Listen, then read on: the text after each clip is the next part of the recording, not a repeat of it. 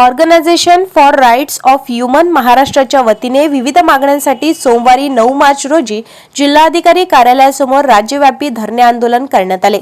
सकाळी 11 ते सायंकाळी 5 वाजेपर्यंत हे आंदोलन सुरू होते।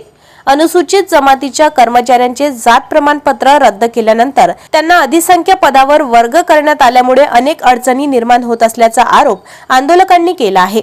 उच्च न्यायालय आणि सर्वोच्च न्यायालयाच्या निर्णयानुसार अधिसंख्य पदे रद्द करून संबंधित कर्मचाऱ्यांना नियमित पदावर ठेवावे अशी मुख्य मागणी यावेळी करण्यात आली आहे। याशिवाय पदोन्नतीचे लाभ, आश्वासित प्रगती योजनेचा लाभ, सेवानिवृत्त वेतन, आंतरजिल्हा बदली तसेच सेवा समाप्त कर्मचाऱ्यांना पुन्हा सेवेत घेण्याबाबत शासनाने तातडीने निर्णय घ्यावा अशी मागणी यावेळी करण्यात आली आहे। या आंदोलनात राज्य महासचिव डॉक्टर दीपक केदार, राज्य कोषाध्यक्ष मनीष पंचगाम, जिल्हाध्यक्ष यशवंत वरुडकर, महिला अध्यक्षा निलिमा केदार यांच्यासह मोठ्या संख्येने कर्मचारी सहभागी झाले होते।